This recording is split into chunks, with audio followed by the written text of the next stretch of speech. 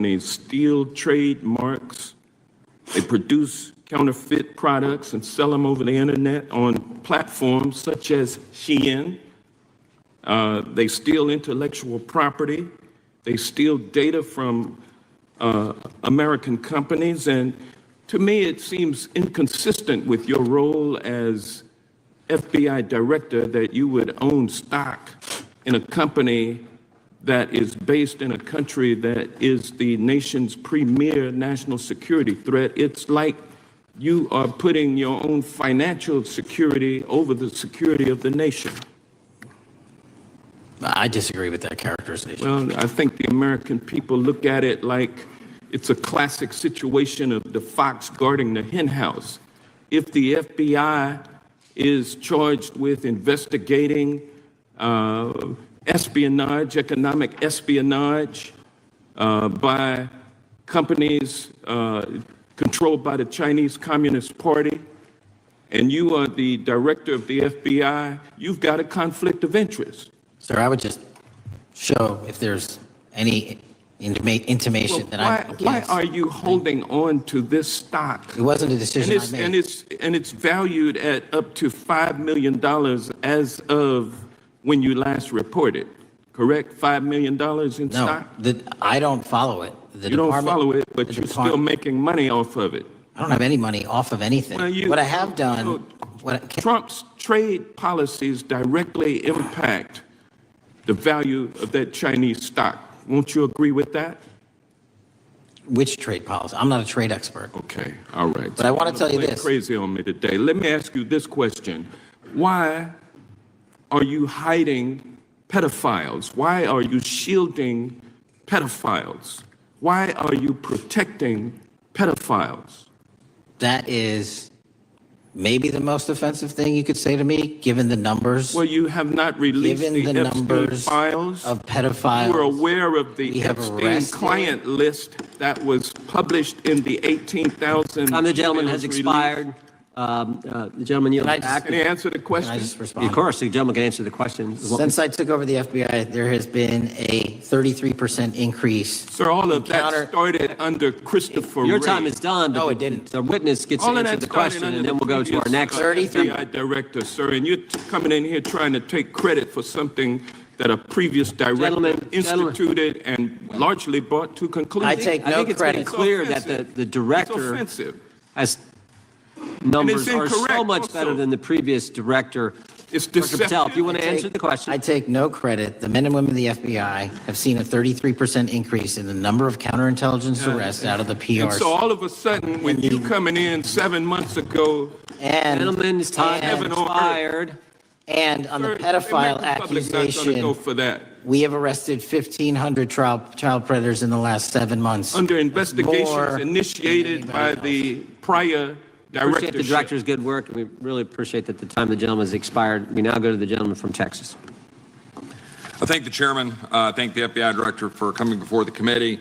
I assume the FBI director, Mr. Patel, I believe you probably agree with me that there is a significant organized effort on the left side of the political spectrum to advance criminal organizations being able to put more criminals out on the streets.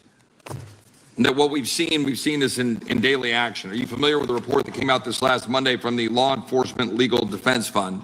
I'm not familiar with that, sorry. So this report came out this past Monday, and it said that significant amount of the money flowing out of George Soros and other leftist organizations and funders has been funding DAs and prosecutors, and quote, many of these DAs had never managed an office, prosecuted a criminal case, developed organizational policies. In dozens of America's largest cities and counties, this report finds these progressive district attorneys have outsourced core parts of the American criminal justice system to activists and political donors, taking direction and advice on everything from staffing decisions and communication strategy. Organizations, it's a complex web of donors going in through these organizations to put radical DAs and prosecutors out there, putting criminals on the streets. Does the FBI director agree that this exists and is a problem? I will accept the factual representation, and if that exists, it is a problem. The organizations such as TIDES, the Fair and Just Prosecution, Brenner Center for Justice, Partnership for Safety and Justice, the Vera Institute of Justice, the amount of dollars flowing from George Soros through and to these organizations and to the various prosecutors that have resulted in increased crime on our streets, including the brutal murder of the Ukrainian refugee in Charlotte. I bring that up because that is one component of the problem. In addition, we have an organized effort targeting our border. The NGOs, the nonprofits and the deep pockets, the United Nations, charitable organizations, and a long list of over 250 organizations that the Center for Immigration Studies put out that lays out a complex web of organizations that were moving people into our country, knowing that they're dangerous, knowing that they're criminal, associated with taxpayer dollars flowing through the United Nations and donor dollars flowing through organizations, including ostensibly religious ones, putting these dangerous individuals on the street. That resulted in fentanyl in our communities, that resulted in the death of Jocelyn Nungare, of hundreds, thousands even, as the director testified, 100,000 people dying from these narcotics every year. All of this in an organized effort, a complete effort by the radical left to use taxpayer dollars and these dollars to put people on our streets. In addition, the extent to which we've seen now with the Southern Poverty Law Center and their hate map targeting, for example, the Family Research Council, where we had a shooting right here in DC over a decade ago, putting Charlie Kirk, putting a target on TPUSA, Antifa, other radical organizations that are very specifically organized in targeting conservatives and ordinary Americans. Well, how about the organized effort to infiltrate our schools and advance a transgender agenda and advance a radical agenda, perhaps one that we will see exposed further in the individual that actually shot Charlie Kirk. So here's my question. Will you as the director, and are you as the director, pursuing all legal channels to follow the truth wherever it may lead on this organized effort, one? And two, do you agree that Congress should take all action necessary to expose this web of dollars that are flowing to undermine our way of life? I got another minute in my time that I'd like to hear from you on this topic broadly. I'll keep it short. Investigatively speaking, we are doing the following. We are following the money. We are following the money in every organization and every person that is violating the federal code. And it doesn't matter what your background or ideology is. We are following the money. We are using legal process to follow that money, issuing subpoenas to follow that money, using grand juries to follow that money. And when we have results to recommend for prosecution to the Department of Justice, we will do that. And we will continue to publicize documents through Congress, yes, when we make these findings. Mr. Chairman, I'd like unanimous consent to insert the record outsourcing justice by the Law Enforcement Legal Defense Fund that I alluded to before. I would ask unanimous consent to add a 2024 list provided by the Center for Immigration Studies on these United Nations and other affiliated groups that are responsible, over 250 of them, for moving individuals into our country in a coordinated effort. I would like a unanimous consent to insert a letter that I sent that currently has 33 members of the United States House of Representatives have signed on it, calling for a special select committee to pursue the organized effort from the radical left to target our way of life and undermine our security by putting criminals on the street and having our borders being wide open and putting us in danger. With that, I would yield back. Without objection. Gentleman yields back. Mr. Chairman, I have a couple of unanimous Gentleman's requests.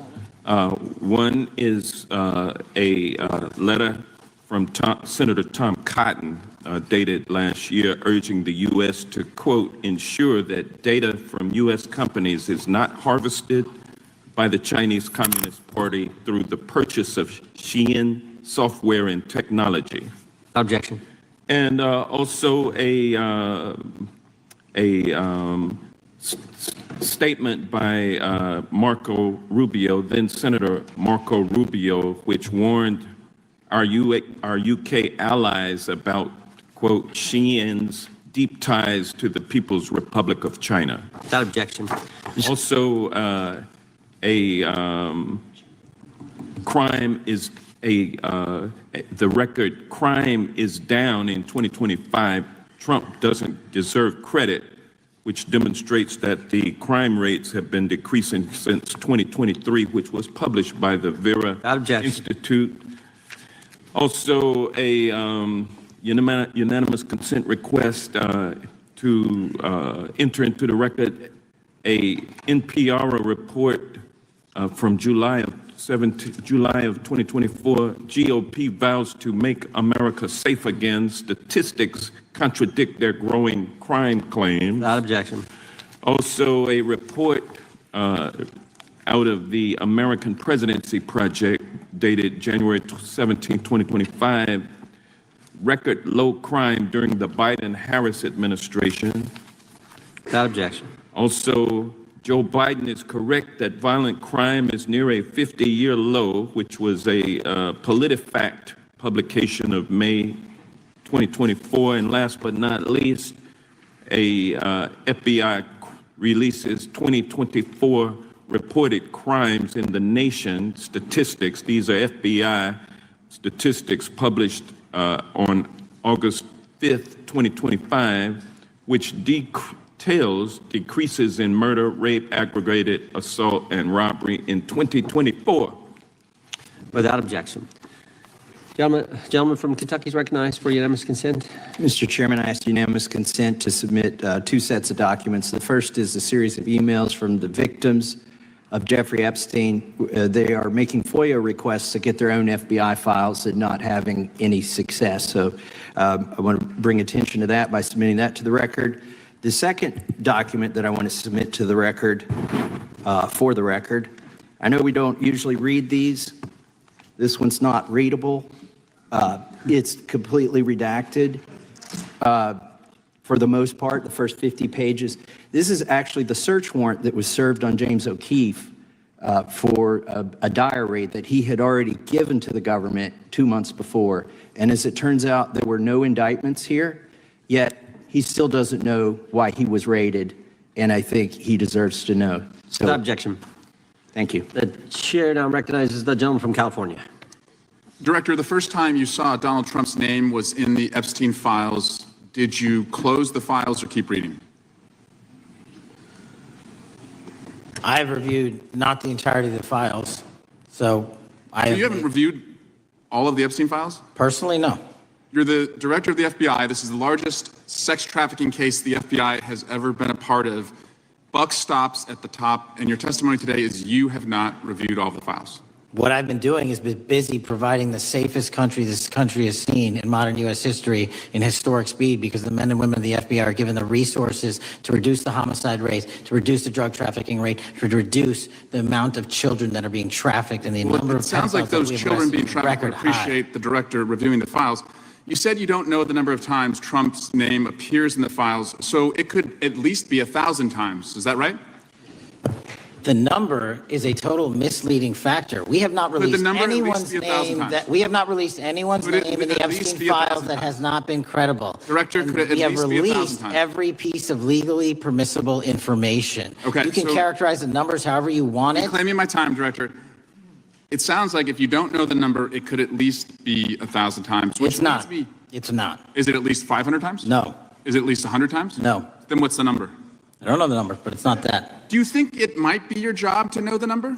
My job is to provide for the safety and security of this country. My job is not to engage in political And that innuendo includes protecting so you can go sexual out to the assault victims. sticks and get your 20-second hit in your fundraising reclaiming my article. time, You Director. keep going, reclaiming your time, because the Director, people of California are being underserved by your If the representation. president is not implicated, why not release everything that involves We him? have released everything, the president and anyone else's side, that is credible and lawfully be able to be released. Your fixation on this matter and baseless accusations that I'm hiding Also child Mr. Mass's pedophiles is disgusting. interest. Anyone that says that needs to look at the stats alone and go back to the state of California, who's receiving the biggest surge in FBI resources through my redeployment, because the cities of Los Angeles, San Diego, and San Reclaiming Francisco my time, need it. Director. Remembering your oath to tell the truth, did you ever tell Donald Trump his name is in the files? I have never spoken to President Trump about the Epstein files. Did you ever tell the Attorney General that Donald Trump's name is in the Epstein files? The Attorney General and I have had numerous discussions about the entirety of the Epstein files and the reviews conducted by our team. Did you tell the Attorney General that Donald Trump's name is in the Epstein files? And we have released where President Trump's name is in the It's a simple attorney's question. file. Did you tell the Attorney General that the President's name is in the Epstein files? During many conversations that the Attorney General and I have had on the matter of Epstein, we have reviewed. The question is painstakingly simple. Who Did you can tell be- the Attorney General that Donald Trump's name is in the Epstein files? Yes or no? Why don't you try spelling it out? if Yes you're or gonna mock me? no, Director? Use the alphabet. Yes or no? No? A, B, C, Director, D, E, F? it Don't wanna sounds do like it? you don't want to tell us. Did you tell the Attorney General that Donald Trump's name was in the Epstein files? Why don't you try serving your Director, constituency did by you tell the focusing on Attorney reducing General that violent Donald crime in this Trump's name- country and the number of pedophiles that are Director, legally reclaiming my harbored in time, your Director. sanctuary cities in Director, California? reclaiming I'll my work with time. you on that. Do Regular you wanna order, Mr. work with us Chairman. on that? Director, Time reclaiming my belongs to the time. gentleman from California. Did you tell the Attorney General that Donald Trump's name is in the Epstein files? Question has been asked and answered. You've not answered it, and we will take your evasiveness as a consciousness of guilt. Director, did Donald Trump ever say to you, just find and release the entire truth? Don't worry if I'm in it. The instructions from the administration were to release all credible information, and we have done that. Did Donald Trump ever provide information about Jeffrey Epstein as an informant? Donald Trump has not been, and I can only speak for the FBI, an informant of the FBI. So, Director, you've played this cute shell game where you say you can't release everything because the court has said that it legally is not allowed to be released. But the court calls bullshit. Judge Richard Berman said that when you went to the court, quote, information contained in the Epstein grand jury transcripts pales in comparison to Epstein investigation information and materials in the hands of the Department of Justice. So let's move on, Director. You wrote a book called Government Gangsters. You identified 20 individuals in that book. You put me on that list at the top of the list. Thank you. My children find it flattering. 20 of those individuals have been investigated or have had adverse actions. Director, considering that you have identified these people as, quote, government gangsters, will you recuse yourself from making any investigation decisions about these individuals? Anyone that has been terminated at the FBI has been done so No, the because question they failed again, to meet the muster and Director, their constitutional I will obligation. work on the audio-visual capabilities. I'm of going to the firms borrow that your you can hear me. terminology and call I'm reclaiming bullshit my on your time. entire career in I'm Congress. reclaiming my time, It's been a Director. disgrace to the American Director, I'm people. reclaiming my You time. can reclaim your Will you time all you recuse want. yourself? Chairman, you're going to allow a witness to Citizens of speak this California. way? Mr. Chairman, would you Will give, recuse yourself, Director? The gentleman has no time. Mr. to Chairman, would you recuse. admonish the witness not to insult members? The gentleman has no time. Mr. Chairman, just Committee will remember. quick point of order.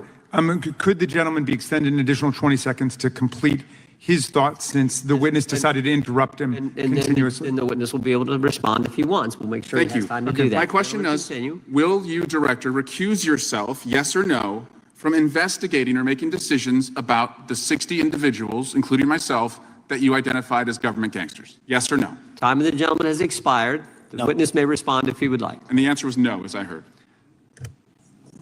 Correct. Okay. The gentleman from Wisconsin, the gentleman yields back. The gentleman from Wisconsin is recognized for 5 minutes. Thank you, Chairman. Thank you, Director Patel, for being here today. I wanted to talk a little bit about the assassination of Charlie Kirk and the FBI's subsequent investigation. I know it's really sensitive, and you can make the call as to whether or not, obviously, it's something that you can respond to, but I think it's still fresh on many people's minds.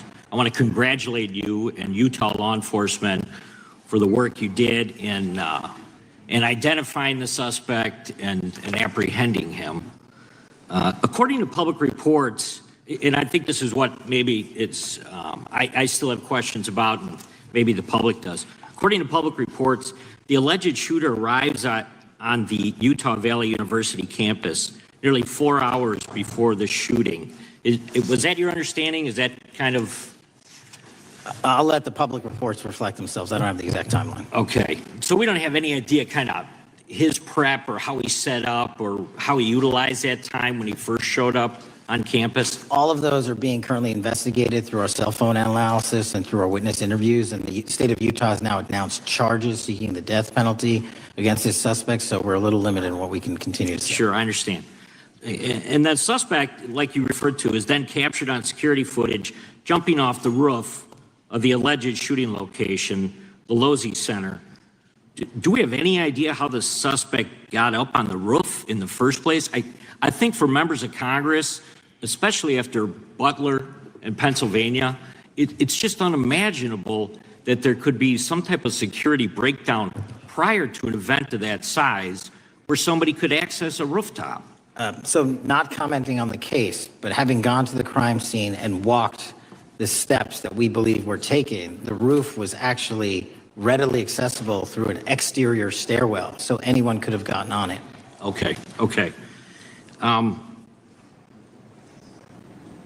The suspect flees on foot to kind of this wooded area where he drops the rifle, wraps it in a towel, and then proceeds to his staged vehicle and basically drives home. So do we have any idea what the towel was about? Was it used later to identify a place where the firearm was left, or do we? What we can tell you is the towel, there was a screwdriver found on the rooftop, which DNA was collected off of, and the towel was found wrapped around the firearm in question in a wooded area next to the campus. All have been processed for DNA. And then, according to the suspect's roommate, there were allegedly messages on instant messaging platforms, specifically Discord, suggesting the towel may have been used to identify that weapon's location. So the public reports have suggested that the shooter acted alone. Do we still believe that that's true? Do we have any idea as to whether or not those Discord messages led us to believe that the shooter may have had help in any way or assistance? I can only speak to the FBI's investigation, and our investigation is ongoing, and we are interviewing any of those individuals involved in that chat and other individuals in the area. Very good. And so my suggestion, if there are accomplices, I'm sure this is something that the FBI is going to continue to investigate fully and thoroughly into the future. Yes, sir. The reason I ask that is because I don't know that that was necessarily the case with Butler, Pennsylvania. So thank you so much for your persistence kind of in this matter. There's still a lot of public questions that need to be asked. Let me shift to another topic very quickly. On July 31st, 2025, the DOJ and the CIA declassified the annex to Special Counsel John Durham's 2023 report on Operation Crossfire Hurricane. The 29-page Durham annex contains previously classified information about, among other things, the investigative referral of the Clinton campaign plan. Why would somebody place documents in a burn bag related to this case? That case is very much ongoing, so I can't comment on the stylization of the evidence we're collecting. Can you comment at all on the Durham annex as I described it? The Durham annex, which has been publicly released thanks to the FBI's commitment to transparency, is one of the documents that's being utilized. And in general terms, speaking for a burn bag, sir, a burn bag is what you use to put classified documents into generally, because that is literally how you destroy them. So it appears that efforts were made by the Clinton campaign to reach out to the FBI agents or the Clinton sympathizers in the intelligence community in order to lead more credibility to the Clinton campaign plan. Do you think that's an accurate characterization? Again, I'm not going to characterize that material because it's part of an ongoing investigation. Thanks for being here today. I yield back. Gentleman yields back. Gentleman from California is recognized. Thank you, Director Patel, for being here today. The FBI searched Jeffrey Epstein's Manhattan residence, correct? I believe that happened in 2018. I think there was 2 locations, sir. It's 2019, and in that residence, the FBI found a safe, correct? I don't have the catalog of evidence in front of me. In that residence, the FBI found a safe, correct? I'll accept your representation. Okay.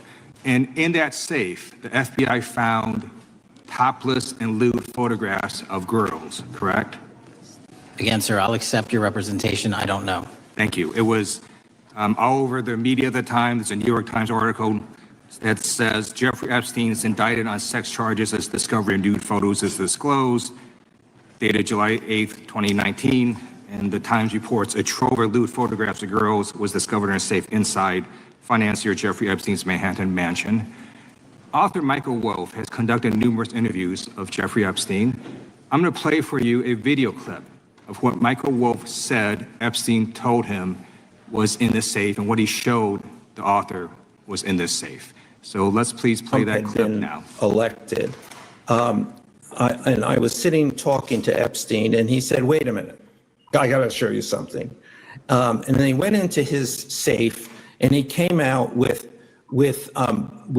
photographs. They were Polaroids, I think, and he kind of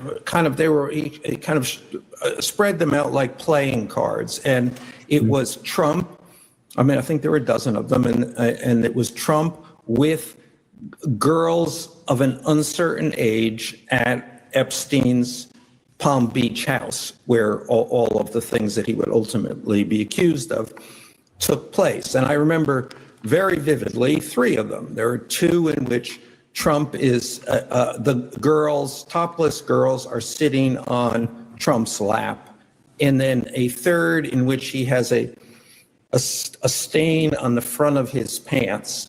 And the girls are kind of pointing at it, sort of bent over, laughing. So Director Patel, I'm going to ask you a very broad and general question. As you know, Donald Trump and Jeffrey Epstein were friends. There are, of course, photos showing Donald Trump together with Epstein, correct? I don't have the entirety of the photographs, but I think they've been photographed in public together. All right. Are there any photos showing Donald Trump with girls of an uncertain age? No, How do you know that? because that information would have been brought to light by multiple administrations and FBI investigators over the course of the last 20 years. Well, you know what? That's just not true, because no one knew about the creepy birthday message that Donald Trump wrote to Jeffrey Epstein until the Wall Street Journal disclosed it. And then all of a sudden, the Epstein estate provides it to Congress. Well, So certainly, you weren't there at the search. You don't know what Epstein may or may not have done with those photographs even prior to the search. Maybe someone has it. Maybe the Epstein estate has it. You raise a great point. So I'm going to ask you, have you asked to talk to Michael Wolff?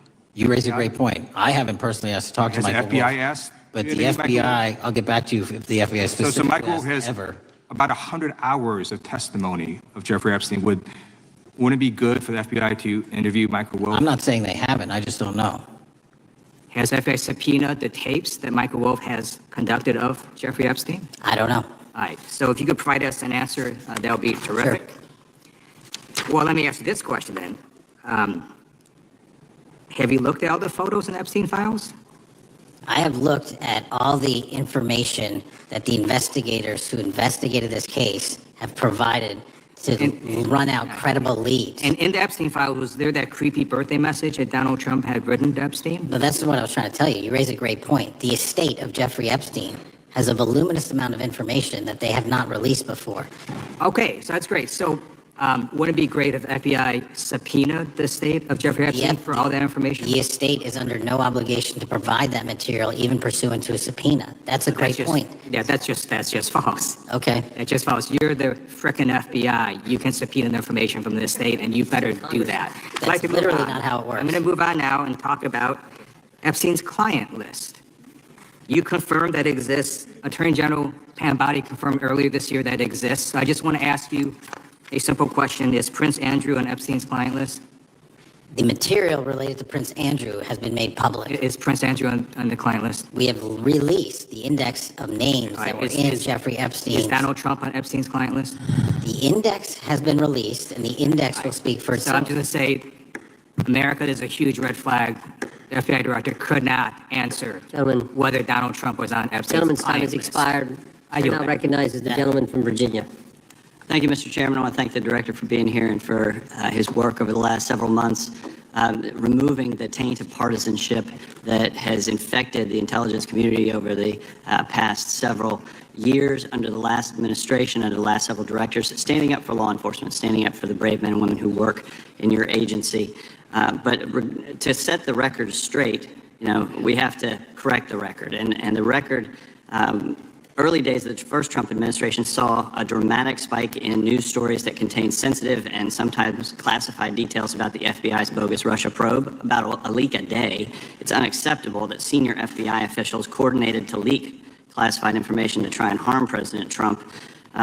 Documents produced to the committee in August of this year revealed that the FBI interviewed a former Intelligence Committee staffer who gave details on a systematic process through which leaks of classified information were affected by then Chairman, now Senator Adam Schiff. Were these findings escalated within the Bureau's chain of command, and if so, to what level?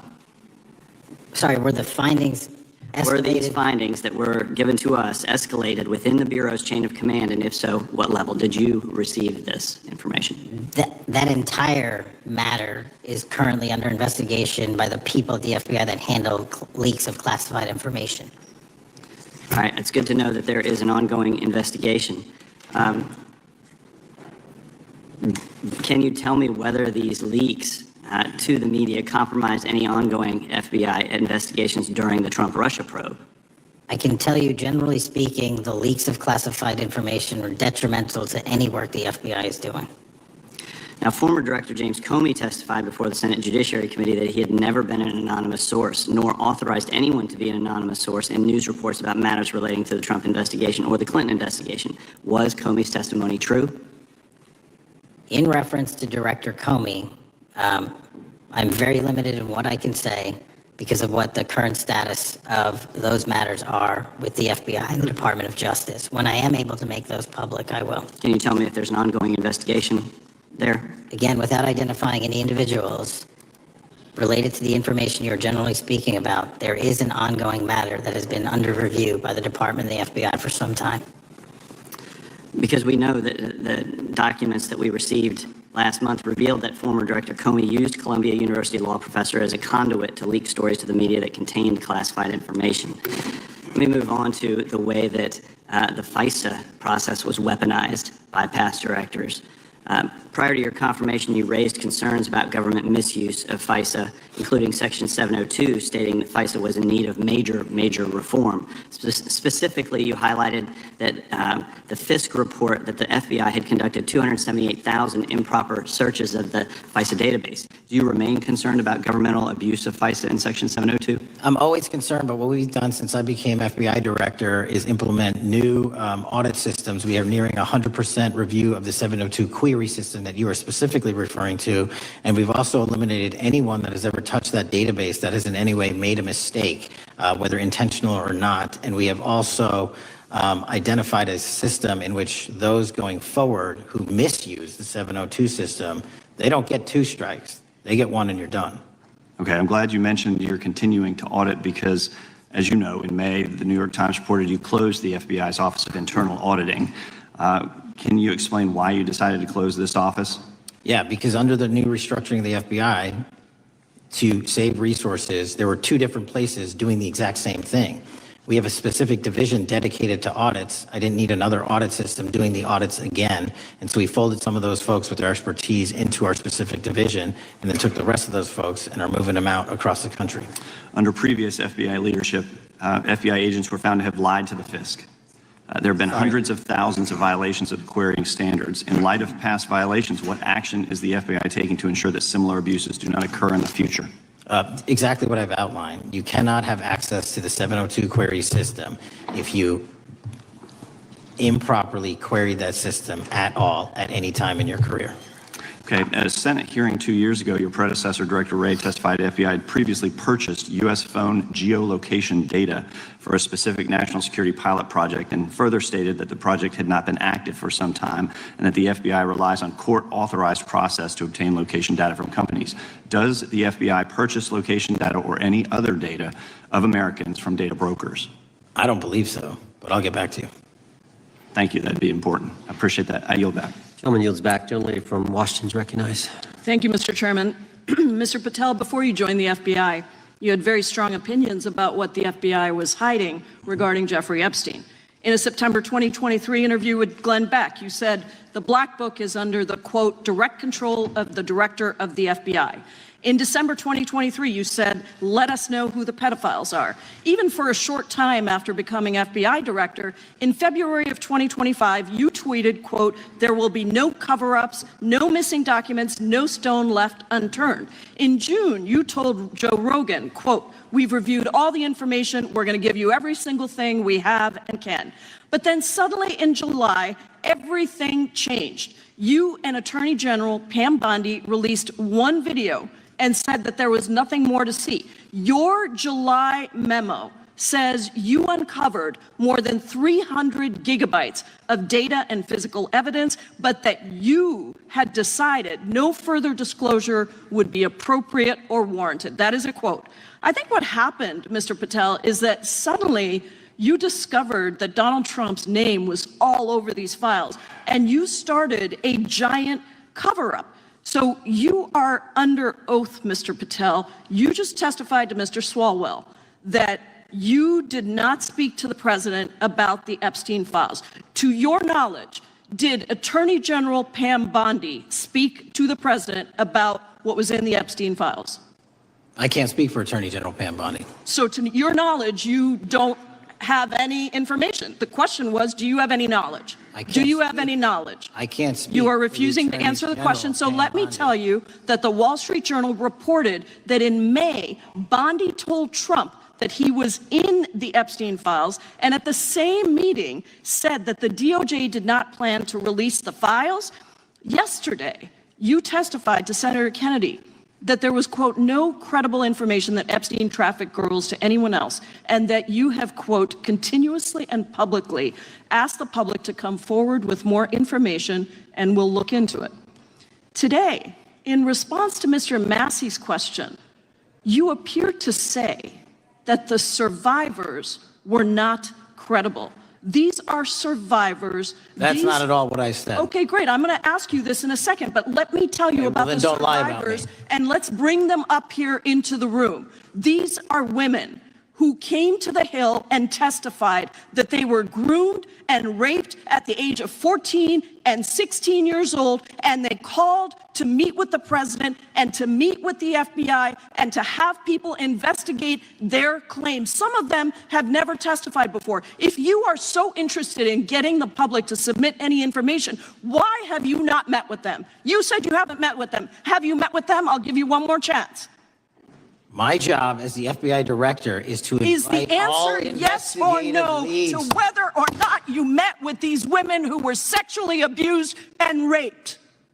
Any insinuation by you or any people on your side that I am not manhunting child predators and sex traffickers, just look at the stats. Patel, and you talk about cover-ups, man. Mr. Chairman, you talk about cover-ups. And I will take as much time as Where were you during the Obama and Biden administrations when these so-called cover-ups were going on? Why didn't anyone in those administrations talk to any of these purported witnesses? I have welcomed every single person to provide credible information. Time belongs to the gentlelady from Washington. And I'm going to take another When you accuse the witness of something, he's allowed to respond. That's how it works. Listen, he didn't even, excuse me, Mr. Chairman, you have always been fair, but this is not fair. And you will get no, this is my time, and he said that the witnesses were not credible. Seconds of time. I'm going to get an additional minute of time because that's how much time you won't get a minute. You'll get some seconds. What we think is under 5 minutes. You don't get to demand how much time you get. That's not how it works. Mr. Patel, are the victims of the Jeffrey Epstein horrific trafficking ring, are they credible? Any person with information about ongoing sexual trafficking. I'm asking you if they're credible. Ma'am, I'm commenting on the evidence we have. We have routinely asked for people to come forward with more evidence, and we will look at it. And the evidence that we have was the same evidence that the Biden and Obama Justice Departments had. And they determined, not me, they determined that that information was not credible. Chairman, he's not letting me even ask my questions. You ask the questions, he gives an answer. You may not like what he says, but that doesn't mean you get to interrupt him. He's not answering my question. Mr. Chairman, could we restore the gentlelady 45 seconds so she can complete her question? We will give her an additional 30 seconds, which is what I said earlier. I'm going to keep taking my time. No, you'll take the time that you get. You are not answering the question. The question is, you just don't like the answer. Are these women credible? It's a yes or no answer. I have answered the question. Well, what is the answer? I'm telling you, I'm the only FBI director that has welcomed new information in this case. This administration is the only one that has welcomed any new information in this case. Is there a yes or no to present whether the new victims credible are information? present new Are information. the victims credible or not? I'll tell you what happened in the last Trump Are they administration. credible or not? You can't even Victims say. credibly came forward, and you know what happened? President Trump authorized the indictments President of Jeffrey Trump Epstein, called not them a Biden, hoax. not Obama, President Trump no one called else. the entire thing a Democratic hoax.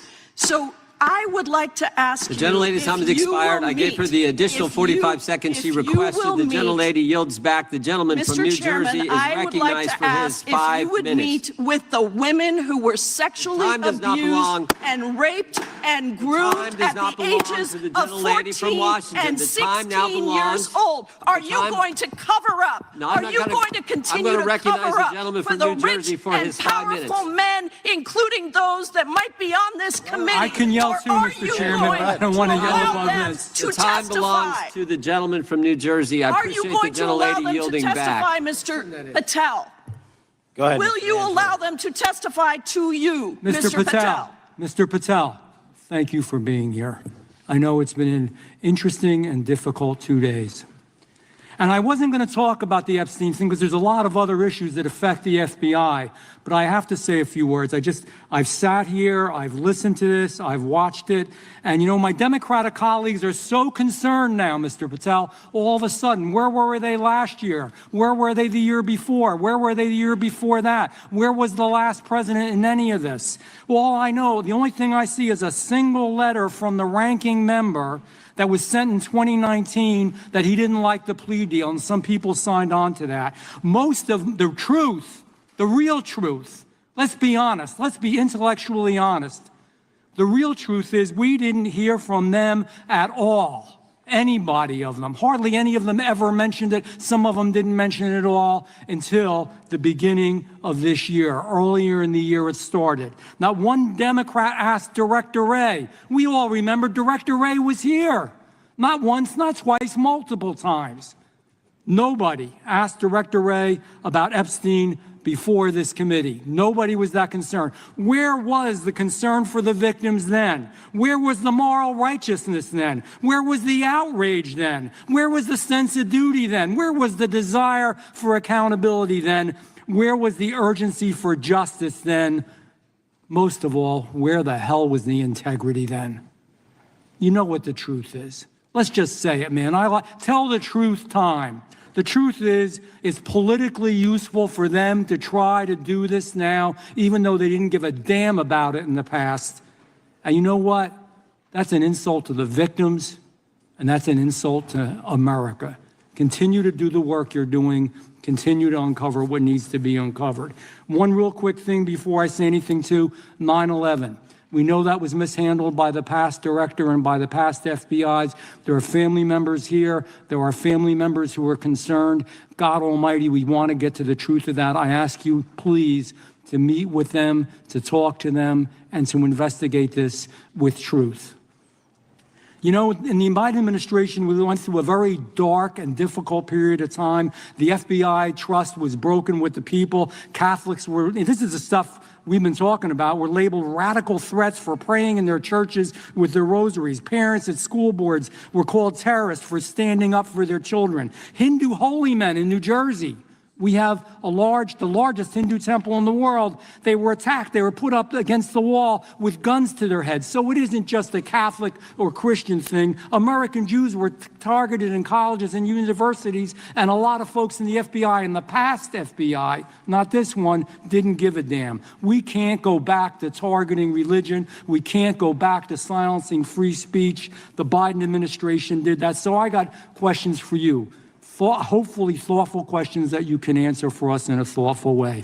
How is this FBI now, under your leadership, how are we restoring trust for Catholics, for Hindus, for Jews, for parents, for all the other, for just American people that were targeted by FISA because they had a different viewpoint? How are we restoring that trust in the FBI? In multiple ways, sir. One, and maybe most importantly, is through transparency and providing the American public with the material so they can see, read it themselves as to what the abuses were in the past, whether it relates to the Catholic memo or the Hindu incident you talked about at the largest temple in North America.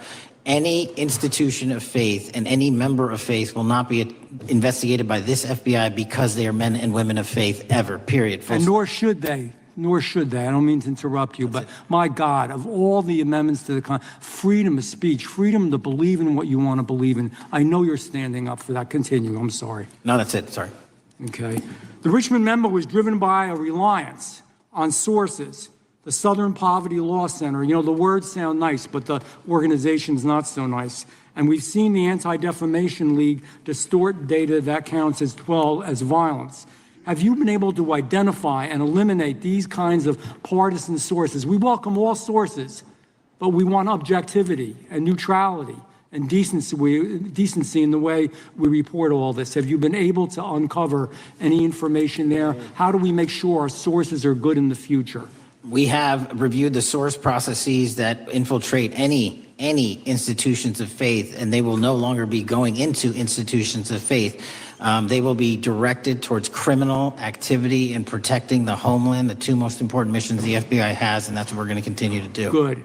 And I'll say this, there was a lot of bull today, a lot of you-know-what, and I'm not going to say it because I respect the institution so much going on around here. Continue to do the work of the people.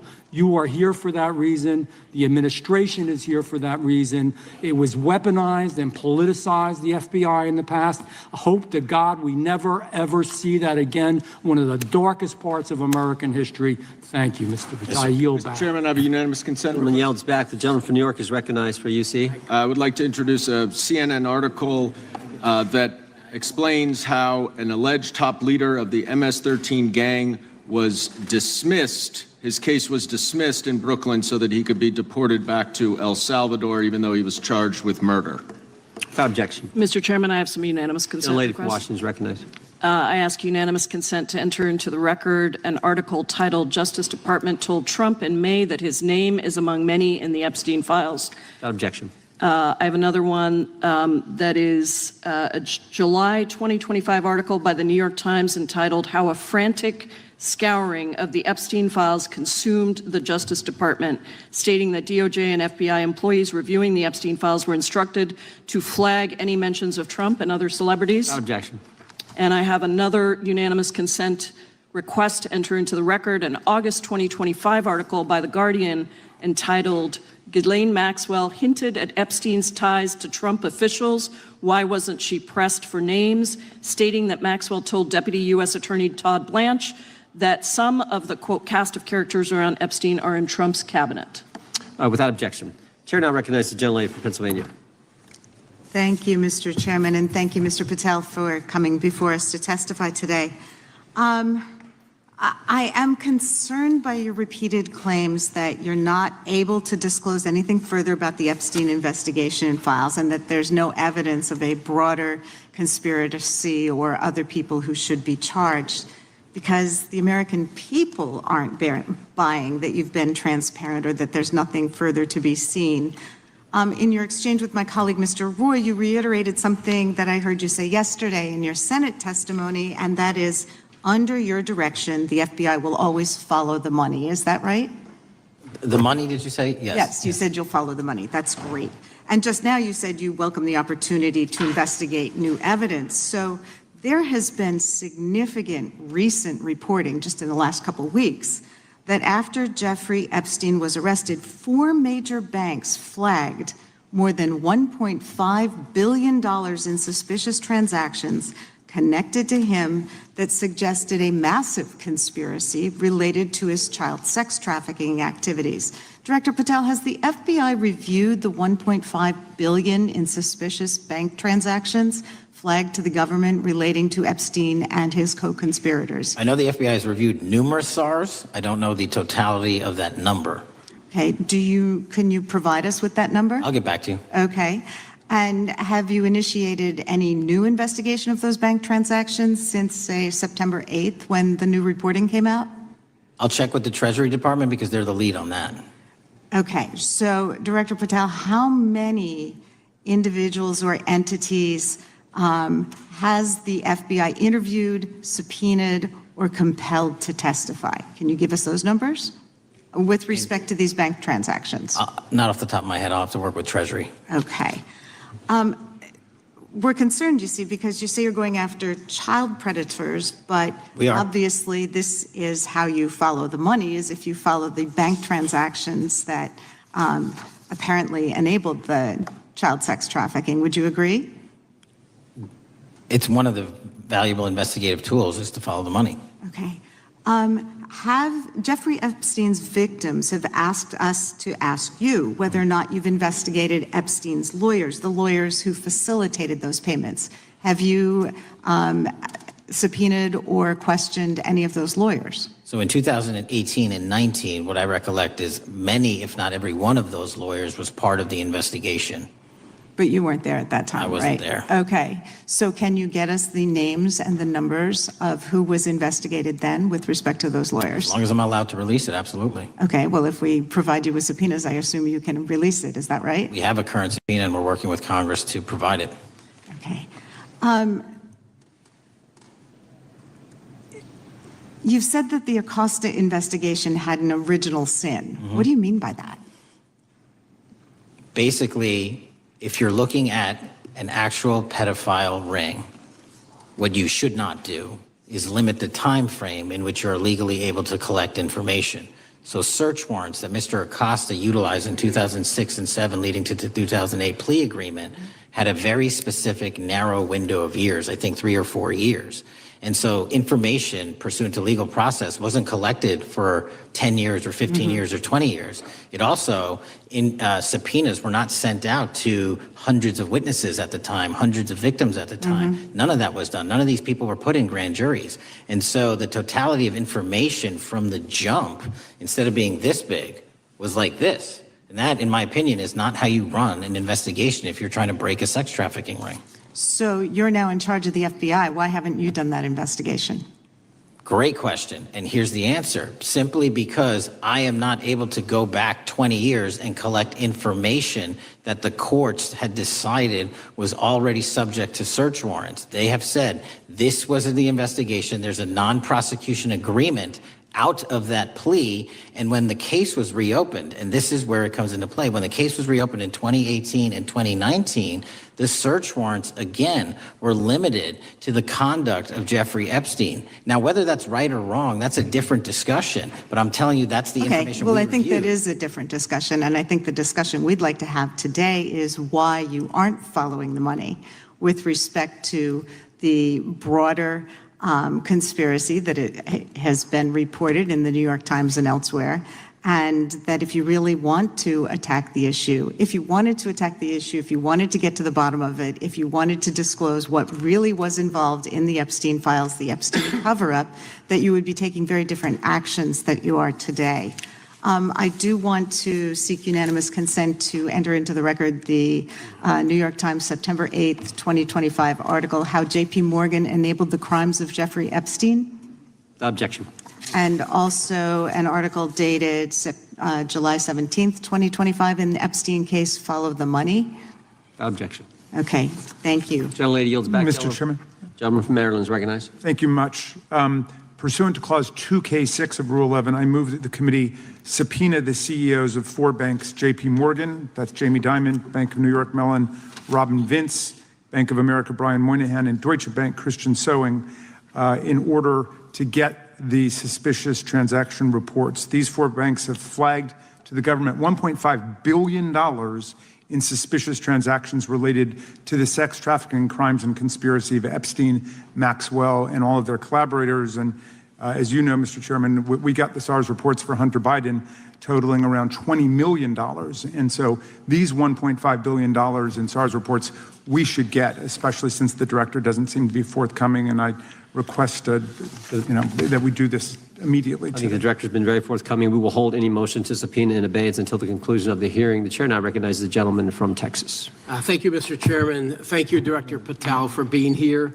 It is quite clear that certain members of this committee, they want their 15 seconds on TV, stamping and coming.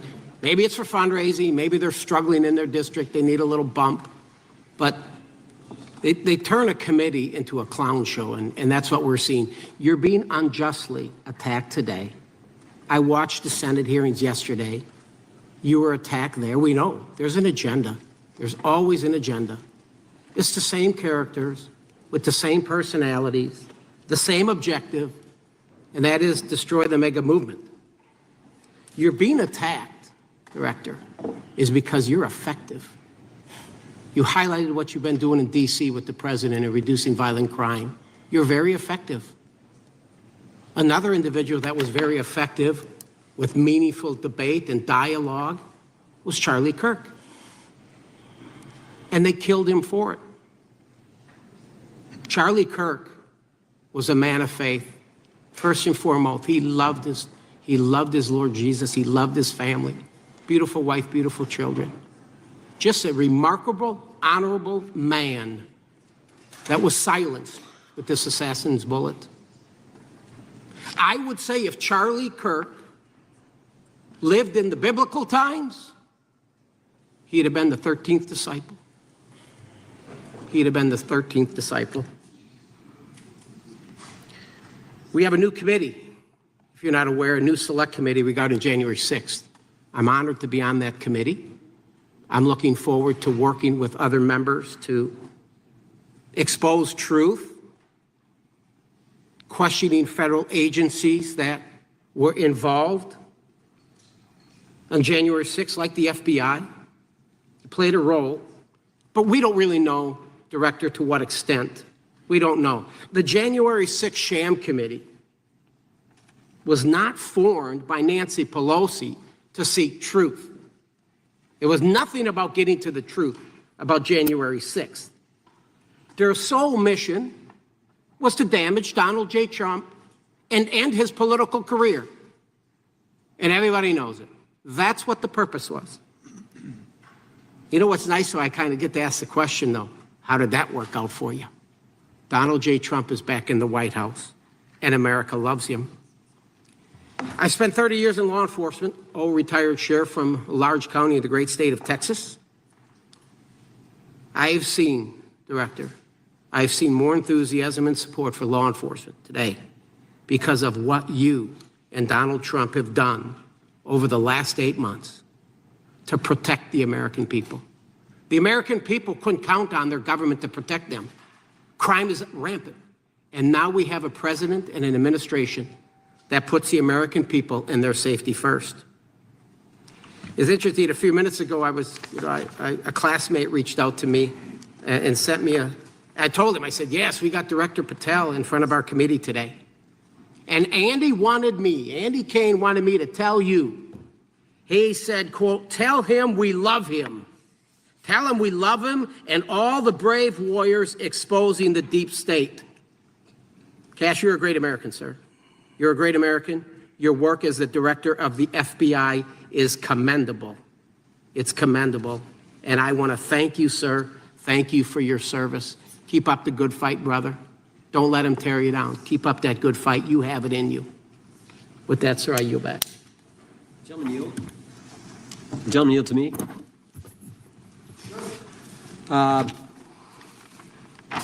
Director Patel, there were 26, the gentleman mentioned the select committee, there were 26 confidential human sources at the Capitol on January 6, 2021. 4 entered the Capitol and thereby broke the law. Do you know if those individuals were being paid by the Ray FBI? So we've provided 600 pages of documents to this committee alone regarding January 6th. That's 600 pages more than any of my predecessors. Yep. Generally speaking, confidential human sources are always paid by the FBI. That's how it works. I can't speak to the specifics on each one and how much they make. And we appreciate it. We've reviewed some of that material, and you've given us a lot of material that we didn't get from Director Ray. That specific question, I think, is important to the American people. Were people who were confidential human sources of the FBI who broke the law, one was recommended for prosecution, my understanding is, by the information we've received from you. Were they actually paid by the very taxpayers who may have got charged with the same offense? I think that's important for us to understand. I'll get back to you on that. Thank you. Chair now recognizes the gentleman from California. Thank you, Mr. Chair. Welcome, Director Patel. I'm going to focus a little bit on domestic terrorism.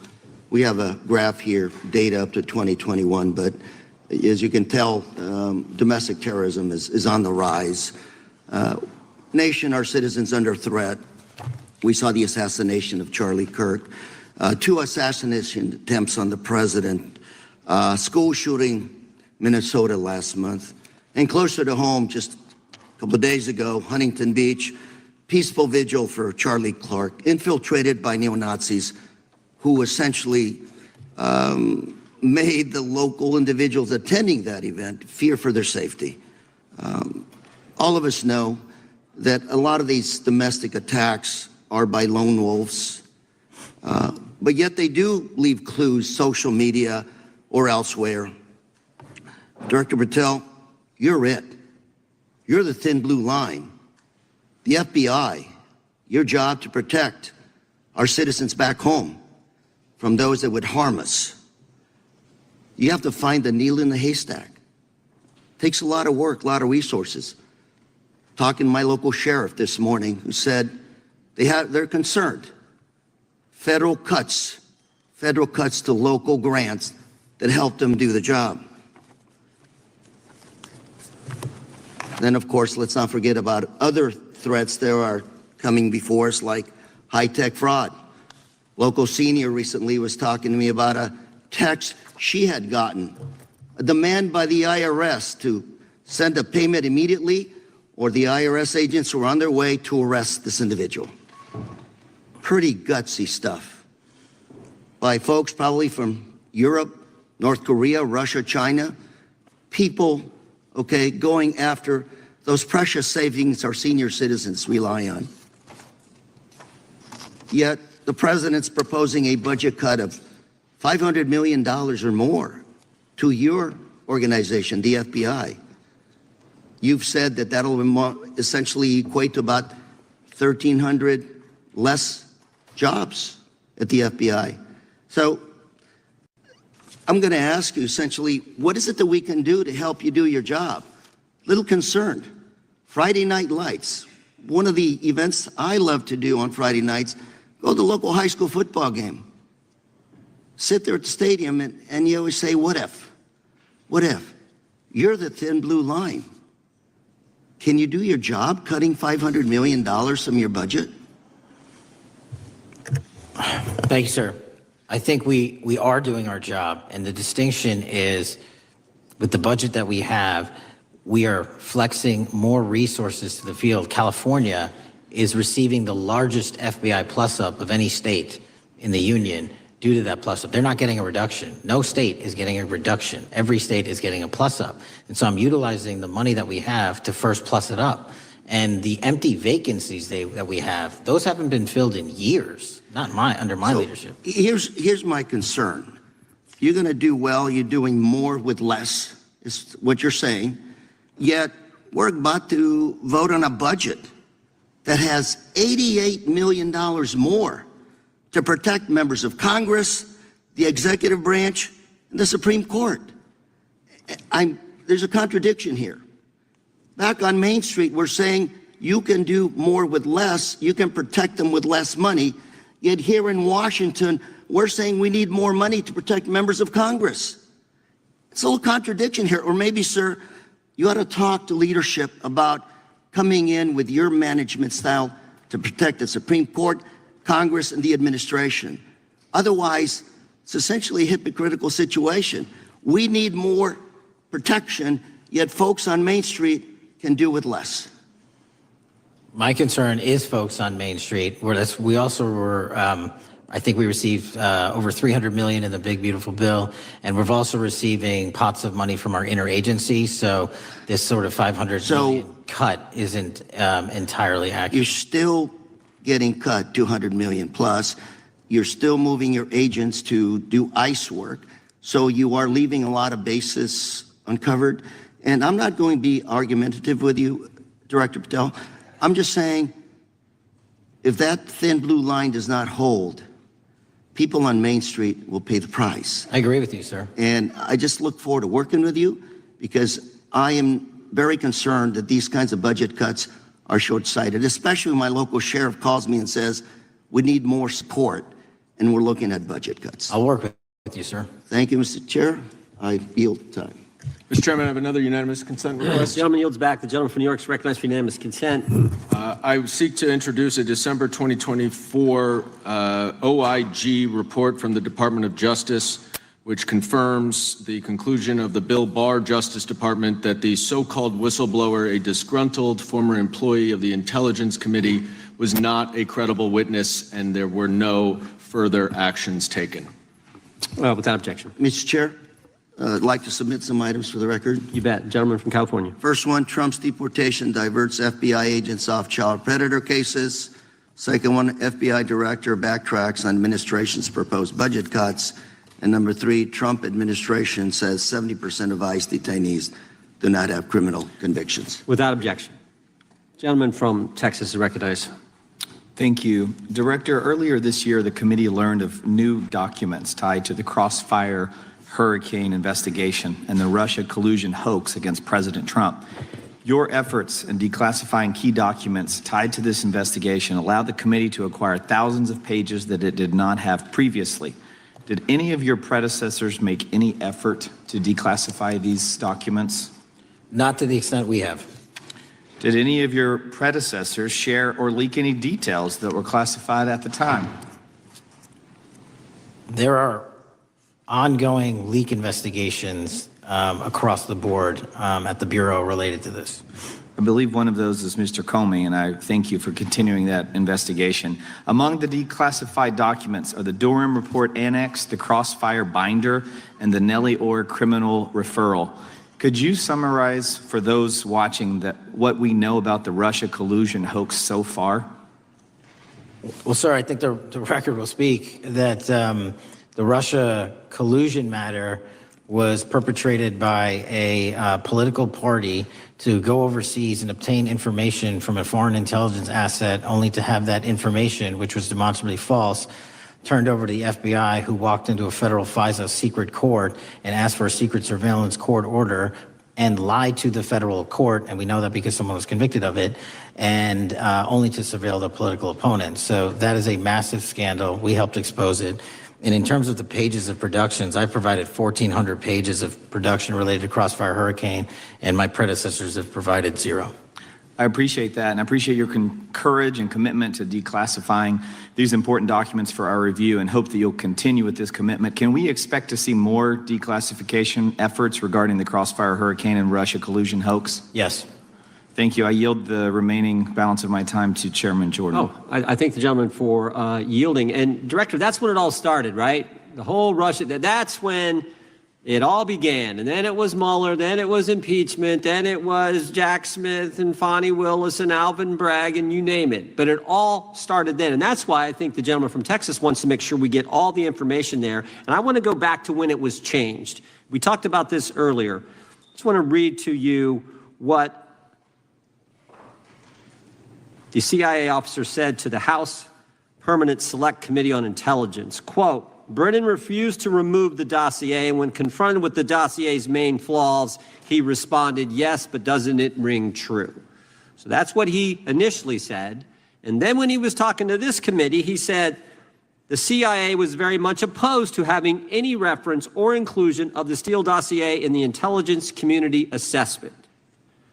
So on one hand, you got a witness who was there who said he refused to remove it even though he knew it was garbage. And then he's, on the other hand, telling the committee, no, we didn't want anything to do with it. It shouldn't have been a part of the intelligence community assessment, which we know it was. You know it was. You found that. Those are two entirely different stories. I think Mr. Brennan has some explaining to do, frankly, what happened there. And I think you said earlier that this whole thing, and I think you said to Mr. Gooden, this whole thing is being looked at as part of this grand conspiracy to undermine the president, whether it's Comey, Brennan, Clapper, former head of the Intelligence Committee, now senator from, whoever it is, that's all being looked at. Is that accurate? Yes, sir. Well, we appreciate that. And part of what's also being looked at, and I think the gentleman from Wisconsin brought this up earlier, what is a burn bag for, by the way? Generally speaking, the intelligence community obviously utilizes and possesses classified documents, but drafts of those classified documents and even ultimate finished products of those classified documents have to be recorded and or discarded. And if they are discarded, the only way we do that the hard copies is we literally put them in burn bags that are identified specifically for that purpose. And there is a very exact courier system in which those burn bags are obtained and the material inside is destroyed. So it's to get rid of the material, right? Yes, sir. And it looks like the annex that Mr. Durham in his investigation had was put into a burn bag by your predecessor, I assume, to be destroyed. Is that accurate? Without getting into the stylization of the evidence, anything that's put in a burn bag is for purposes of destruction. Do you find that interesting that the Durham annex was placed in a burn bag, that you would discover that when you took over as the head of the FBI? We found a lot of information in a lot of burn bags.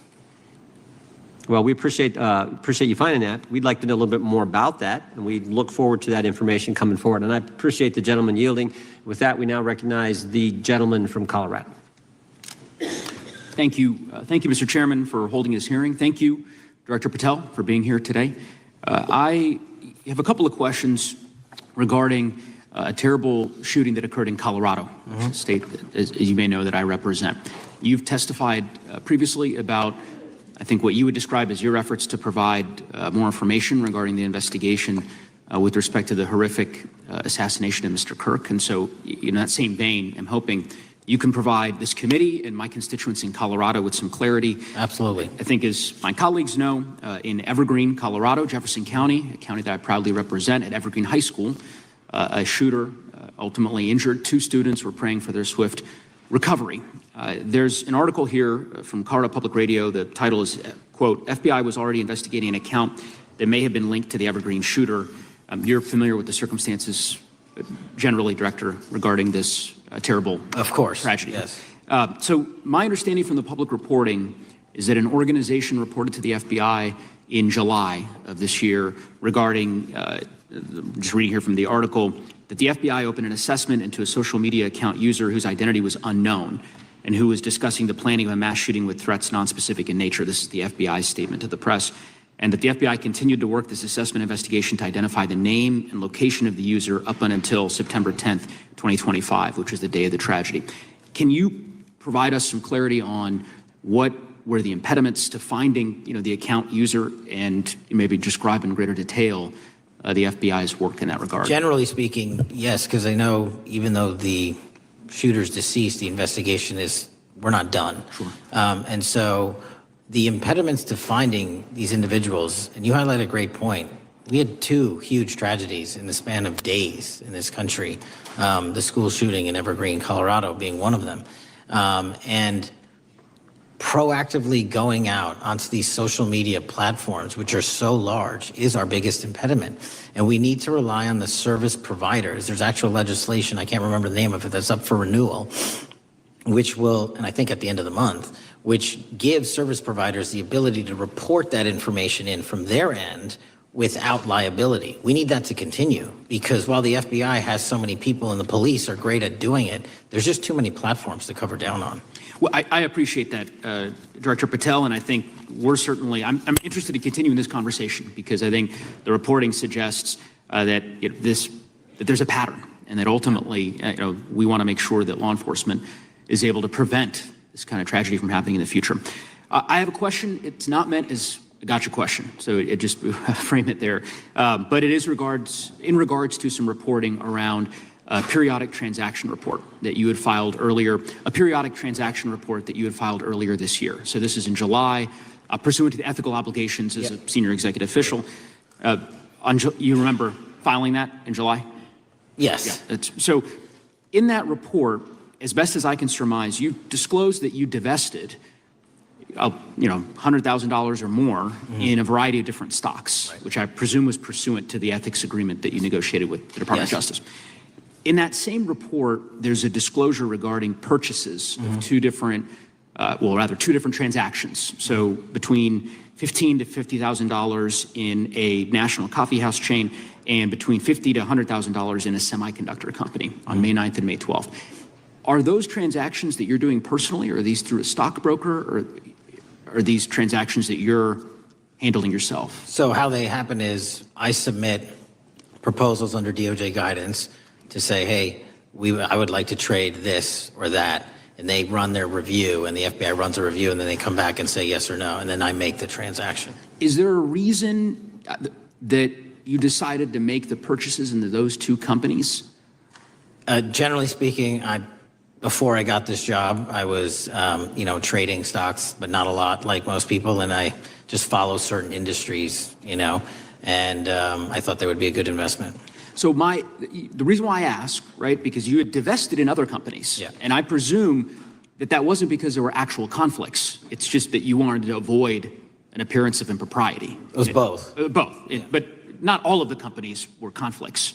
Whatever they make divested from. I don't make the call; they make the call. Sure. Yeah. I guess my point would be the reason why I ask is why I said it's not a gotcha question. I have for years led an effort here in Congress to try to ban members of Congress, senior executive officials, from trading stocks. And it's bipartisan in nature. We're working really hard to get that done, Republicans and Democrats. And you can understand, I think, given your role, given the nature of the position that you hold as the leader of the largest law enforcement agency in our country, that divesting entirely, not doing day trading now, I think would be something that would be in the interest of the American people. So I just would hope you would consider that, and that moving forward, that perhaps not purchasing stocks in individual companies, I would think would be something that would be worth pursuing. Gentleman's time is... I'm happy to give the witness an opportunity to answer. Thank you. I'll work with you on it. Gentleman from Alabama is recognized. Thank you, Mr. Chairman. Thank you, Director Patel, for being here today. Newly declassified documents confirm that the intelligence community under President Barack Obama knowingly relied on unverified and fraudulent evidence to manufacture a false claim that Russia, in fact, meddled in the 2016 election. Is there more to be done to uncover the depths and origins of the Russian collusion hoax? There is, and we're doing it. Why should Americans still care about that, Director Patel? Everybody wants to talk about a weaponized bureaucracy. And when we put out the facts about a weaponized bureaucracy, not because I said so, but because we found the FISA documents, because we found the 302s and the 1023s, then it becomes a political football. My job is to continue to put out that information and let the American public read it for themselves when I'm lawfully able to do so. And that's been my commitment on any subject, Russiagate or otherwise. Wherever the law allows me to do it, I will do it.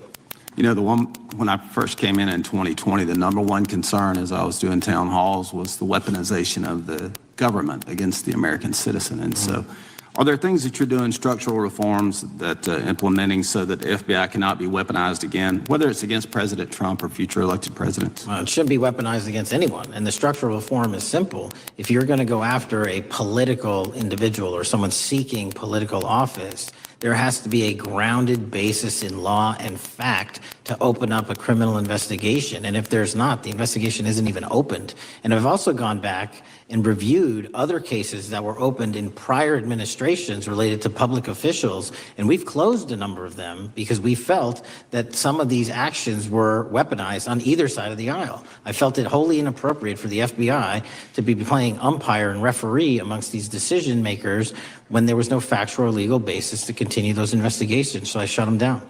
And I think that's so desperately needed because we need to restore trust in law enforcement and certainly in the DOJ and the FBI so that the American people don't fear the very government that's supposed to protect them. And so thank you for doing that. On August 11th, you released to the committee documents concerning leak investigations that began in 2017.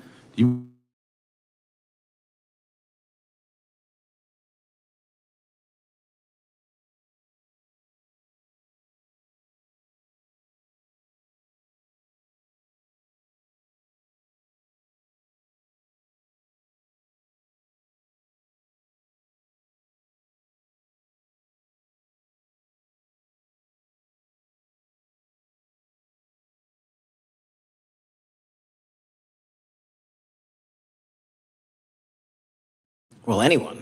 Doesn't matter what you did before or what seat you were in. If you leak classified information, that's illegal.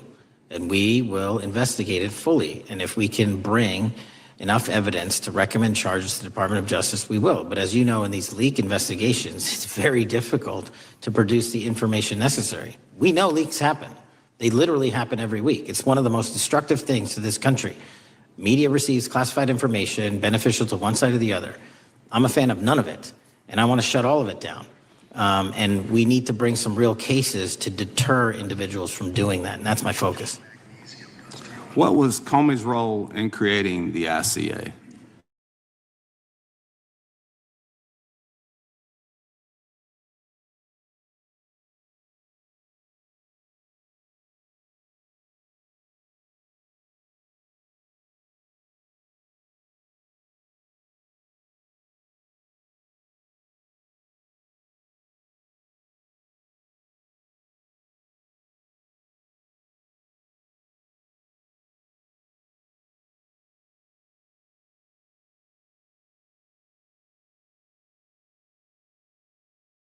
Him, the FISA has been released, and the dossier was in the FISA. It was in 4 FISAs.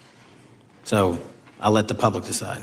Well, former Director Brennan actually denied repeatedly that he pushed for the Steele dossier to be included in the ICA. Is that true? Denied. I'll let his testimony speak for itself, but then Deputy Director Andy McCabe also testified to the House Intelligence Committee, which has now been declassified, that were there no Steele dossier, there would have been no FISA. Well, my time's getting close, but let me tell you this, sir, and my colleague from Texas said, thank you for the job you're doing. You're making the American people safe. You're restoring trust in these agencies that so many of us had lost trust in. So thank you for the work you're doing. That thin blue line, you're doing a fine job, and we want to let you know we appreciate it. Thank you. God bless you. Lady from California is recognized. Thank you, Mr. Chair, and thank you, Director, for coming here today. And actually, thank you for your response to my colleague from New York who asked you earlier about violent extremism. And you said that there is violent extreme ideology on both sides. And I think you actually alluded to that same statement yesterday in the Senate. So I too have some questions I'd like to ask you. These are not gotcha questions, and just deny, please, what you deem to be false. So Dylan Roof, who followed white supremacist propaganda, murdered 9 black parishioners in Charleston in 2015. Do you deny this? I'm sorry. Dylan Ruth? Roof, can you give me some more information? You're head of the FBI, you probably know this. If you don't know, that's fine. If you can give me a reminder, I've got a lot in front of me. It was national news. Robert Bowers murdered 11 Jewish worshipers in Pittsburgh in 2018. I do remember that. And it was the deadliest anti-Semitic attack. So do you admit that that happened? Yeah, I'm not saying the other thing didn't happen. I'm just asking for a little information. Patrick Cruces, who posted a manifesto about a Hispanic invasion, walked into a Walmart in El Paso, Texas in 2019 and began firing. He murdered 23 people that day, and the youngest was 15. Do you admit or deny that that happened? I'll take your presentation as accurate. All right, well, I have to say all of these cases have been adjudicated. As I said, they are not gotcha questions. These incidents were national news. And as director of the FBI, you have access to all of this information. So in 2022, Peyton Grendon walked into a supermarket in a black neighborhood in Buffalo, New York, and started shooting. He murdered 10 people that day.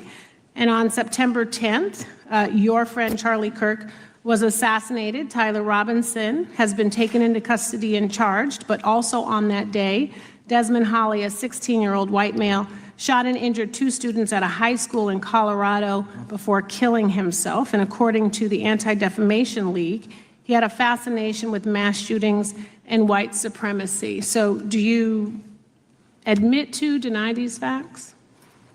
Those happened. Okay. Your predecessor, former FBI Director Christopher Wray, said that one of the most dangerous concerns is that racially motivated violent extremism, especially white supremacists, has been the biggest chunk of our domestic terrorism cases and is responsible for the most lethal attacks over the last decade. Do you admit or deny, A, that he said this? I'll let the record reflect that. Whatever he said was what he All said. right, and do you agree? That there is racially motivated crimes being committed in America, yes. Yes, especially white supremacists, which is the biggest chunk of our domestic terrorism. I'm glad that you said this. So last week, President Trump was asked if there were extremists on both the left and the right.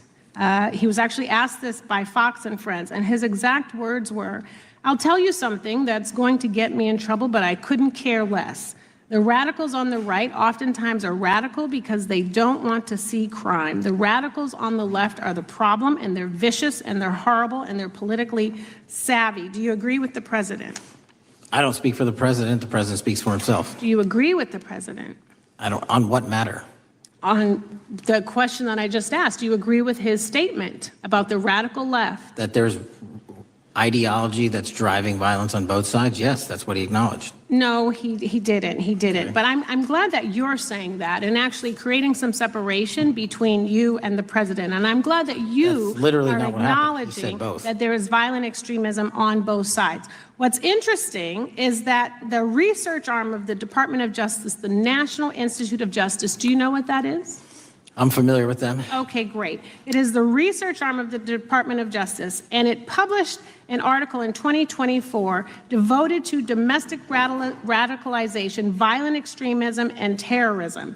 I have it. It's interesting that it's no longer on the website. It has been scrubbed, but I ask these questions because what makes a strong, qualified director of any business, of any household, of the FBI, what makes a reputable prosecutor is not lapdog loyalty, but a commitment to the creed that evidence is agnostic and that the evidence will lead you to making the right decisions. And your job, no one's job is to like the data or the evidence, it is to collect it.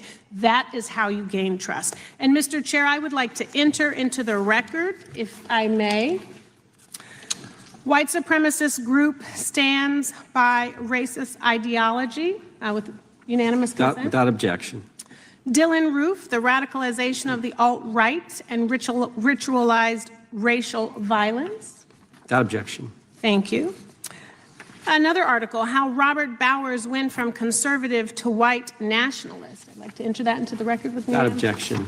Patrick Cruces believed he was fulfilling Trump's wishes in El Paso attack, his attorney said. I'd like to enter into the record. Without objection. Buffalo shooting, how far-right killers are radicalized online. I'd like to enter that into the record. Without objection. Evergreen High School shooters online activity reveals fascination with mass shootings, white supremacy. I'd like to enter that into the record. Without objection. Murder and extremism in the United States in 2024, a report by the Anti-Defamation League. I'd like to enter that into Without the record. objection. And the article, the report that was scrubbed from the DOJ just recently. National Institute of Justice Journal focusing on domestic radicalization, violent extremism, and terrorism. I'd like to enter that into the record. Without objection. And lastly, the libertarian think tank Cato and their analysis on violent extremism and the right rising in extremist acts. I'd like to enter that into the record. Without objection. Thank you, and I yield back. Gentlelady yields back. Gentlelady from Wyoming is recognized. Just very quickly, Director Patel, thank you for being here, for your service to this country, and for the transparency that you have brought to the FBI and for the American people. Transparency that was absolutely non-existent in the Biden administration and FBI. I believe that you might have been asked earlier about whether you had had an opportunity to visit with any of Epstein's legal counsel. Were you asked that question earlier? I think so. Okay. One of the legal counsels or legal fixers for Mr. Epstein was Stacey Plaskett, the Democrat delegate to Congress from the Virgin Islands. So perhaps for those on the other side who are interested in talking to Jeffrey Epstein's attorneys, they could sure visit with one of their own colleagues. I want to focus on something that I think is very important that has not been addressed enough today, and that is related to the consequences of the Biden open border. One consequence of the Biden border crisis is the impact that it continues to have on our tribal communities, with the cartels taking advantage of our open borders, the Mexican drug cartels, by infiltrating our reservations and bringing violence, drugs, murder, trafficking, and more. Last year, when I questioned the Attorney General Garland about what the DOJ was doing to protect these communities, he simply deflected responsibility and said that Congress had not appropriated sufficient resources for them to be able to protect our tribal communities. Mr. Patel, what is the Trump FBI doing to counter the drug cartel infiltration and other violent crime targeting our Native American communities? Thank you. It only took more than half of this proceeding to talk about one of the priorities that the FBI has, which is crimes on tribal lands. Every single crime that we have been talking about, whether it's child predators, human trafficking, narco traffickers, murder, they all happen on tribal lands as well. And I've said since the beginning, it is a priority, which is why we launched Operation Not Forgotten on tribal lands. And I'm the first FBI director to meet with the staff and tribal leaders here in Washington, D.C. and elsewhere, and invited them into my office and headquarters to see them, because I need engagement with tribal leadership, and I need our police and FBI agents to be engaging with tribal leadership. Otherwise, we're not going to break through. We have 1,900 Indian country cases open right now. We've got 600 indictments this year alone. We cannot forget tribal lands. Every single one of those people lives in the United States of America, and it is an absolute priority to protect them and their children just as it is anyone else. So I think it's fair to say that what Mary Garland testified to, that the FBI and DOJ did not have the resources to address that. I think that was an absolutely false statement. Would you agree with me? It's a decision by him not to do so. That's not my decision. At the end of August, the U.S. Attorney and FBI announced that nearly 100 personnel representing members of the Safe Trails Task Force operated near Wyoming's Wind River Reservation to assist with reducing drug trafficking and illegal guns. Director Patel, you have routinely stated that it is your mission to partner with and strengthen local and state law enforcement partners. How does the task force and other FBI efforts bring tribal law enforcement into this process? The major problem with tribal lands is the sheer tyranny of geography and the amount of coverage that they have on land versus the personnel they have to do it. So what we've done is constantly surge resources to tribal lands across this country on a 30, 60, 90-day rotating basis, reporting back to us saying who needs more. And what we found is that most of these lands can be assisted by our counter-UAS program, our drone capabilities, and we're going to do it because what's happening is the Mexican drug cartels are literally flying overhead, dropping their cargo, their narcotics onto this land where no one's looking, and then it's being disseminated to children, to youth, to adults on that land and killing them. And we got to stop it before it gets dropped off. Well, and your testimony proves that the Biden administration did not lack the resources to address drug and violent crime in tribal communities or around the United States. It instead expended and wasted these resources investigating parents, Catholics, we now find out Turning Point USA, the RNC, and Republican organizations, rather than protecting our Native Americans by closing the border. Is that fair? I think so. Wonderful, thank you. And I do appreciate the work that you've done in this regard. I was previously the chairman of the subcommittee on Indian and Insular Affairs with the Natural Resources Committee, and safety and security on our reservations and for our tribal members has been one of our priorities, one of my priorities, and I very much appreciate the work that the FBI has done. Let me know if there's anything else I can do to help you, and with that, I yield back. I will, ma'am. Gentlelady yields back. The gentlelady from Georgia is recognized. Thank you, Chairman, and thank you for coming in today, Mr. Patel. In the past few months, the country has experienced a string of horrific, high-profile attacks that have been motivated by racial hatred or political ideology. Shooter attacked the CDC headquarters, firing hundreds of rounds and killing a police officer. An arsonist set fire to the Pennsylvania governor, Josh Shapiro's residence, with the governor and his family actually inside. Minnesota House Speaker Melissa Hortman and her husband were assassinated earlier this year. Clark and Charlie Kirk was murdered last week. Bomb threats have been made against HBCUs and the DNC, and just the list goes on and on. I only have just a few minutes today, so I don't want to take a lot of time to go into all the countless and devastating violent crimes and incidents that have happened at our schools or on our streets and in our communities that have just been happening all year long. Mr. Patel, just yes or no, is this type of political violence ever acceptable in your eyes? No. I'm glad that we agree that these heinous acts designed to instill fear and division in our nation are never, ever acceptable, yet each of these incidents has recently taken place under your watch. The FBI's website states that protecting the United States from terrorist acts is the FBI's #1 priority, including from domestic terrorists. Is this still your #1 priority? Domestic terrorism? Preventing domestic terrorism. Our #1 priorities are protecting the homeland and international terrorism and crushing violent crime, and domestic terrorism sort of interlays between both of those. Okay, so, well, then I'm glad that you're giving us the right answer, but unfortunately, your actions kind of tell a different story.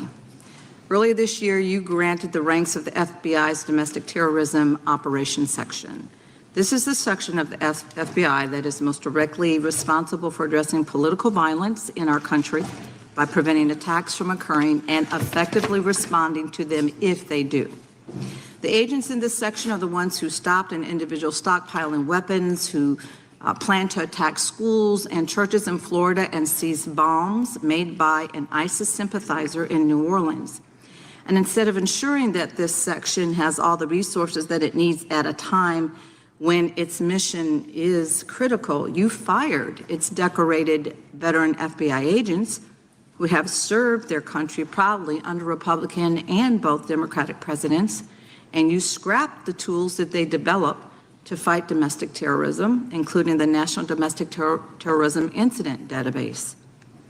I mean, most of that is just not true. We have 1,700 current DT managed programs. We're up 300% in the amount of cases we brought against nihilistic, violent extremists, including 764, wishing to harm our children. The FBI and the men and women are getting after that problem set more than ever because I've unleashed them to do so. And any insinuation that these tragic occurrences across the country are somehow singularly my fault or disgusting because that watershed goes down to the men and women at the FBI. Mr. Patel, And they are not responsible for it. I'm happy to work with you to get them what they need. Gentle lady controls the time.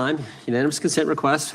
You'll state a request. Thank you very much. Into the record, an article from Reuters titled FBI Scales Back Staffing, Tracking of Domestic Terrorism, Probe Sources Say. Thank you very much. Without objection. I appreciate that. So, Mr. Patel, and it isn't just the domestic terrorism operations section. Under your watch, agents are fully diverting their attention to these anti-immigrant and city takeover operations, leaving our children vulnerable to dangerous networks of online predators, both domestic and international. You pulled more than 120 FBI agents from their normal duties to operate sobriety checks and conduct traffic stops, exposing the FBI's fleet of unmarked cars and thereby making it harder for the FBI to combat